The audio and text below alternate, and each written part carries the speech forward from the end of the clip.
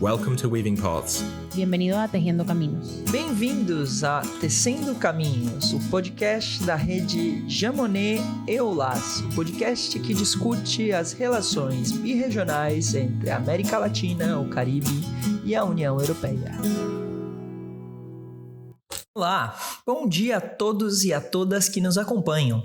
Meu nome é Vitor Ferro e hoje estou aqui com o professor de Relações Internacionais da Universidade de São Paulo, Kai Eno Lehmann, especialista em gestão de crises. Professor, primeiramente, muito bom dia. O senhor poderia começar essa entrevista com uma apresentação da sua trajetória acadêmica? Sim, então, bom dia, obrigado pelo convite, é um prazer participar. Eu sou professor associado aqui do Instituto de Relações Internacionais da USP, estou aqui desde 2011, antes disso passei pela PUC-Rio por 4 anos e antes disso estava na Inglaterra, na Universidade de Liverpool, onde também fiz meu doutorado. Cheguei aqui porque encontrei minha esposa, que é carioca, em Liverpool, e ela me trouxe para cá. A minha visão, eu sempre falo isso também para os meus alunos, minha visão é sempre um cara que eu moro aqui faz tempo, 18 anos, mas minha formatura e tudo mais é tudo europeia e às vezes isso se mostra nos meus comentários e minha perspectiva. Perfeito. Professor, e já iniciando a entrevista, eu queria justamente comentar um pouco sobre o seu tema de expertise, né? Que são as crises, né? E a gestão de crises. Temos vivido um tempo de crises subsequentes. E isso tem levado muitos especialistas a dizer que essas crises têm elementos estruturantes e não são mais crises conjunturais no sistema internacional. Desde a crise de 2008, a Europa, por exemplo, viveu sucessivas crises, né, e de diversas naturezas. No caso latino-americano, crises econômicas e políticas são as que mais têm desestabilizado a região. No âmbito regional, eu queria saber do senhor como a Europa e a América Latina têm respondido a essas crises seguidas e o quão bem-sucedidas foram essas respostas. E, ademais, eu gostaria de saber também se há espaço para mais regionalismo e, portanto, saídas regionais a estes impasses. Então, vamos lá. Eu acho que, em relação à primeira pergunta, nós temos que fazer uma distinção entre a Europa e a América Latina. Eu acho que a Europa e a União Europeia, especificamente, está passando por sucessivas crises que a minha visão são muito estruturais e isso faz com que a União Europeia, ao meu ver, responda a essas crises de uma forma muito reativa. Mas responde de um modo geral. Se a gente for ver, por exemplo, a crise das dívidas soberanas na Grécia, não deveria ter chegado nesse ponto, mas chegou. Por quê? Porque a União Europeia é reativa, não proativa. Ela reage. Uma vez reagida, faz coisas bastante profundas, né? Resgatou. Por mais, a gente pode discutir sobre os méritos da política adotada, isso é outra coisa, mas a Grécia não entrou completamente em colapso, o euro foi salvo como moeda única, que politicamente é essencial para a União Europeia. A mesma coisa com a crise trazida pela pandemia. Então, a Europa sempre tinha dito, a União Europeia sempre tinha dito, não vai ter mutualização de dívidas, né, no âmbito do euro. Não foi, até foi, né? Então, não aconteceu, até aconteceu. Então, vamos dizer, o umbrella de resgate, o guarda-chuva de resgate de Covid, trouxe uma mutualização de dívidas no nível europeu. E a União Europeia tem agido dessa forma sucessivamente. eu acho que isso daqui para frente vai trazer problemas porque ela não consegue agir proativamente, ela não consegue antecipar problemas. Ucrânia é o próximo exemplo disso. Sempre faz justamente o suficiente para que a Ucrânia não perca a guerra, mas não faz o suficiente para que a Ucrânia possa ganhar a guerra. Então, isso é a Europa. É sempre reativa, mas, por bem ou mal, tem uma resposta regional no final. Na América Latina, eu acho que a gente está 2 passos atrás disso, porque não há respostas regionais a crises. Tem respostas, às vezes, em grupos pequenos que respondem a um problema particular ou outro, mas não a ideia de uma região, seja sul-americano, centro-americano ou latino-americano, essa ideia perdeu muita força nos últimos anos, a meu ver. E o exemplo mais claro disso, me parece, foi Covid, onde não houve uma resposta regional, quando em crises de saúde pública anterior havia antigamente respostas regionais. De Covid, não existia. Talvez um pouco mais na América Central, mas na América do Sul certamente não. E eu acho que isso vai continuar. Eu não vejo no caso sul-americano uma reviravolta ao curto prazo. As estruturas institucionais não existem para isso.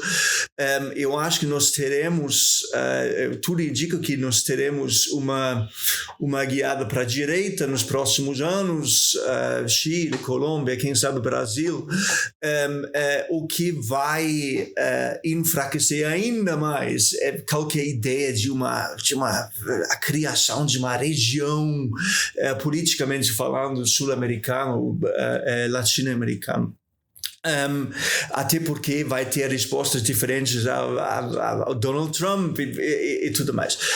Então, eu acho que o regionalismo latino-americano vai fragmentar ainda mais nos próximos anos. É interessante, professor, essa menção ao Donald Trump, porque ele não estava inicialmente representado nas minhas perguntas, mas ele está sempre lá como pano de fundo das suas respostas e até mesmo nas minhas próprias perguntas. Nesse sentido, se a gente pensar nesse cenário de crise do multilateralismo e da globalização que atinge tanto a América Latina como a Europa, como estas regiões têm reagido? E nesse cenário, há espaço para saídas interregionais visando responder aos desafios emanados da desestruturação da ordem internacional liberal? Olha, eu acho que eu sou bastante pessimista nesse sentido. Eu acho que a resposta da União Europeia, principalmente, tem mostrado que a ideia do regionalismo perdeu força. E o exemplo mais claro disso foi semana passada a resposta da União Europeia ao tarifaço de Donald Trump à Europa. Eu sempre falo, para meus alunos, a União Europeia tem poder mesmo em poucas áreas, poder mesmo. E uma dessas seria a economia, o comércio, e ela decidiu não usá-la. O acordo, que na verdade não é um acordo que Ursula von der Leyen supostamente fechou com Donald Trump, e já tem discordâncias entre os dois lados, o que significa na prática esse acordo que não é um acordo. Para mim, é uma das piores coisas que a União Europeia tem feito nos últimos anos, porque basicamente abriu mão do leverage, da influência que poderia ter por nada em retorno. Então, a União Europeia se enfraqueceu, ela mesma se enfraqueceu fortemente. E a minha sensação é que von der Leyen fez isso porque dentro da própria União Europeia, agora tem governos dos Estados-membros que não estão comprometidos com o regionalismo como uma ideia. Tem algumas vantagens práticas para a Hungria, para a Eslováquia, para seja quem for, principalmente acesso ao mercado europeu. Para a Hungria é super importante, acesso aos fundos europeus é super importante para todo o sistema Orbán, o sistema Fico na Eslováquia e tal, mas não estão comprometidos normativamente com regionalismo. Então, me parece que a gente vai ver, a gente vai continuar vendo essas políticas sucessivas de tentar evitar problemas maiores. E eu acho que isso que foi von der Leyen fez. Ela fechou esse acordo, que não é um acordo, para evitar maiores problemas daqui para frente diante da situação interna da União Europeia. Isso significa, para levar para a segunda parte da pergunta, que eu não vejo estrategicamente falando, muitas perspectivas para esforços interregionais entre a América Latina e a Europa para enfrentar problemas em comum, seja no meio ambiente, seja Donald Trump, seja econômica, etc. Porque, como falei na resposta à primeira pergunta, já há uma fragmentação do regionalismo latino-americano que piorou nos últimos anos. Então, os dois lados estão fragmentando em termos de uma política regional. E isso faz com que talvez a gente tenha, daqui para frente, acordos pontuais sobre determinadas assuntos, mas eu acho que estrategicamente não vai ter vamos dizer, juntar esforços das duas regiões para fazer frente aos problemas trazidos pelas tarifácias do Donald Trump. Eu não vejo isso. Eu acho que politicamente, talvez até seja economicamente útil, mas politicamente não há condições para isso. É interessante, professor, o seu comentário sobre a fragmentação, porque eu acho que ele tem muito a ver com a nossa pergunta seguinte. Então, eu gostaria até de fazer um gancho. O quanto o senhor acha que as diferentes respostas de América Latina e Europa a essas crises estão relacionadas ao grau de institucionalidade de seus mecanismos de cooperação e integração regional? Bom, na verdade, na América Latina não tem integração, né? Tem cooperação pontual. Eu sempre me lembro de uma entrevista que eu fiz para um outro projeto em 2014 com um diplomata sênior no Itamaraty, que sempre falou para mim, Kai, regionalismo na América do Sul é o que ele falou, um ferramenta específico, um ferramenta pontual para enfrentar problemas específicos. Pronto. Isso 10 anos atrás, 11 anos atrás. Muito mais assim hoje em dia, muito além disso hoje em dia, nessa direção. Então é algo muito pontual. A gente pode ter grupos de países que se juntam para algumas coisas, mas assim, em termos de um grupo, Unasul que esteja funcionando, ou até um CELAC que seja mais do que uma reunião periódica, uma cúpula uma vez por ano, uma vez cada 2 anos, onde tem uma declaração final que vai dizer que nós vamos fazer algo daqui para frente. Eu não vejo muito além disso, até porque a base institucional não existe. Então, da onde a gente traria ou levaria essa continuidade de políticas regionais, porque não há uma memória institucional, não há uma base institucional que pudesse levar determinados trabalhos para frente. E na Europa, eu acho que nós temos desenvolvimentos parecidos, principalmente do lado da Comissão Europeia. A Comissão Europeia, antigamente, era contrapeso ao Conselho Europeu e fazia política. Às vezes com sucesso, às vezes não. Eu acho que ao longo dos últimos, eu diria, 20 anos, talvez até um pouco mais, a comissão hoje em dia me parece muito mais basicamente o secretariado do Conselho Europeu. Então, o Conselho Europeu que faz política. O Conselho Europeu que decide o que vai ou o que não vai acontecer na União Europeia. A Comissão existe para facilitar aquilo que o Conselho Europeu decide, não é um ator autônomo para desenvolver políticas que talvez possam entrar em conflito com aquilo que o Conselho Europeu gostaria de fazer. Então, isso me parece, em termos do desenvolvimento da União Europeia, em termos de uma política regional em nome da União Europeia, isso me parece um desenvolvimento muito ruim. Mas essas são as realidades políticas do momento e, de novo, eu não vejo isso mudando ao curto prazo, principalmente com von der Leyen como presidente da comissão. Ela é isso.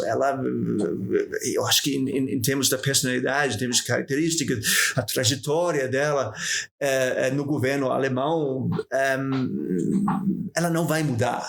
Então, eu não vejo isso mudando ao curto prazo. Professor, ao longo desse episódio, o senhor comentou a respeito de várias crises no âmbito europeu. No início desse episódio, o senhor comentou bastante a respeito da crise do euro, ocorrida no início da década passada, mas uma questão mais recente que tem afetado muito a discussão política dentro da União Europeia é justamente a questão da gestão migratória dentro do bloco. Recentemente foi inclusive aprovado o Pacto Europeu sobre Migração e Asilo. O que eu queria saber do senhor o senhor vê esse Pacto Europeu como uma resposta suficiente à questão migratória na Europa? Há uma preocupação na opinião pública sobre imigração. Eu acho que isso é evidente e políticos, de uma forma ou outra, têm que responder a isso. Então, o fato de isso ser uma das prioridades da União Europeia me parece razoável. A grande mentira no coração desse debate é que a Europa, assim como várias outras regiões do mundo, precisa desesperadamente de imigração por razões demográficas, por razões econômicas, etc., até o fornecimento de serviços públicos, serviços sociais.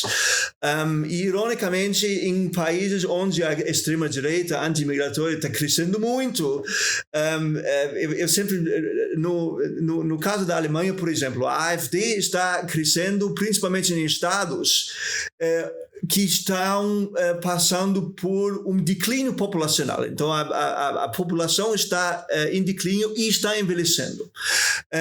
Ou seja, a necessidade para o fornecimento de serviços públicos, serviços sociais, é muito grande e não vai ser fornecido por alemães. Então, você vai precisar de imigrantes. E a desonestidade no debate é isso, que todo mundo fala sobre a necessidade de controlar imigração irregular, que falam refugiados, etc., etc., mas ninguém fala abertamente que a gente precisa de imigração. Tem duas exceções aqui, eu acho que na Europa. Na Espanha, onde Pedro Sánchez fala sobre isso muitas vezes, e dois, ironicamente, Meloni, na Itália, que chegou no poder com essa mensagem anti-imigração, mas que agora publicamente fala sobre a necessidade de atrair imigrantes. Evidentemente, na retórica, eles fazem uma distinção entre os imigrantes que chegam de uma forma, o que eles chamam de irregular, e os imigrantes que eles gostariam de atrair, que são imigrantes bem qualificados, que vêm com vistos de uma forma regular. Mas no debate público, isso se mistura tudo. A gente fala sobre imigrantes como se fosse um grupo assim, homógeno. Então, isso é a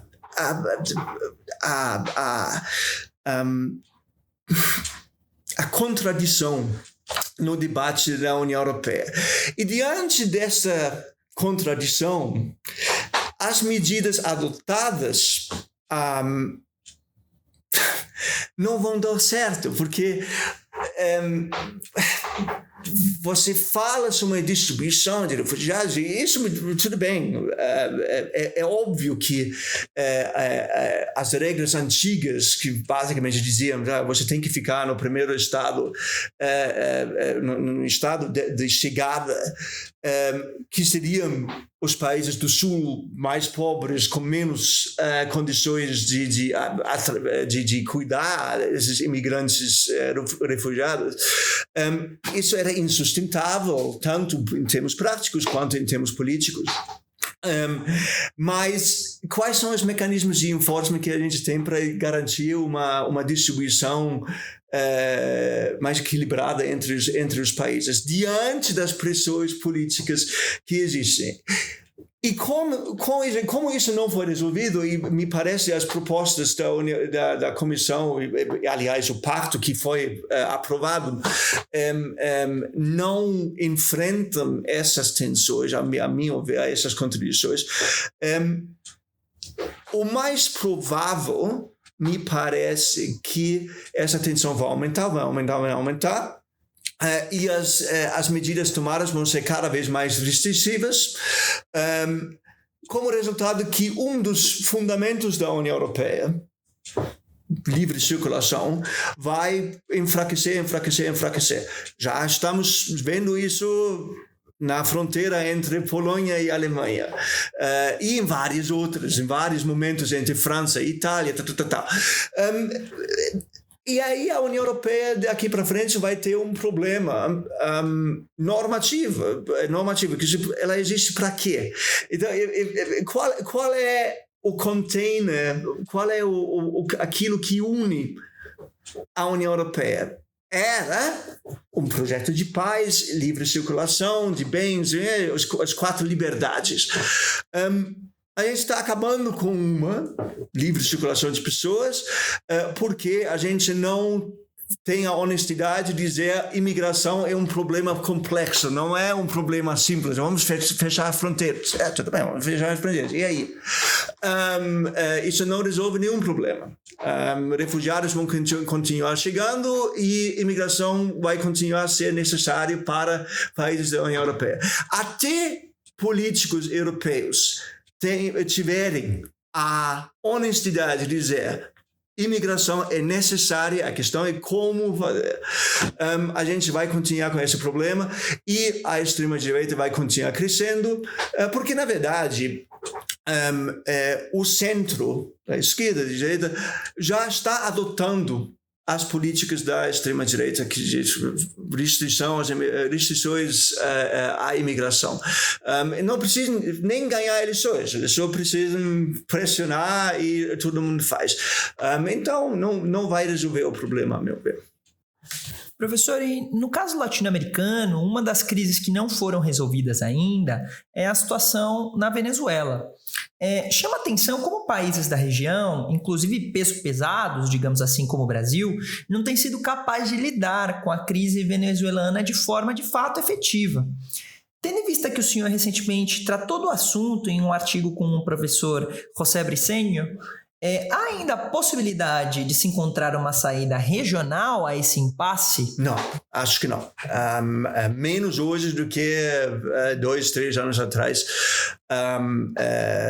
Até porque, né, mesmo países que sempre mantiveram diálogo com Venezuela de uma forma ou outra, basicamente não querem mais nada a ver com Nicolás Maduro. Nicolás Maduro politicamente é tóxico, mesmo para líderes como Lula, que estaria, eu acho que estava aberto a um diálogo, e que não é mais, até porque você vai negociar sobre o quê com Nicolás Maduro? Ele deixou bem claro que ele não tem as mínimas pretensões de deixar o poder por meios democráticos. Não há um movimento social com força suficiente dentro da Venezuela para forçar mudanças políticas. Eu nem estou falando em derrubar o governo, quer dizer, estou falando só em uma reabertura do país ao diálogo político, diálogo regional. E nós temos uma postura bem tradicional, de longa data, na América do Sul, de não interferência nos problemas internos de um país. E juntando esses fatores, eu acho que a conjuntura é que isso vai continuar. Eu não vejo uma saída no futuro próximo. Então, a questão é lidar com as consequências disso, que no caso do Brasil, por exemplo, é o fluxo contínuo de refugiados. Evidentemente, o Brasil recebe menos do que a Colômbia, países nas outras fronteiras da Venezuela, mas a gente é uma questão de administrar a situação ao invés de mudar a situação. Perfeito. Muito obrigado, professor, pela disponibilidade em ter nos recebido hoje aqui no Instituto de Relações Internacionais. Eu agradeço, muito obrigado. Muito obrigado pela audiência. Confiram todos os nossos episódios no SoundCloud, no Spotify e no YouTube. Nosso podcast está disponível também em português, inglês e em espanhol. Sigam-nos também online. Estamos no X, no Blue Sky, no LinkedIn e no Instagram. Para saber mais, acessem www.eulas.network.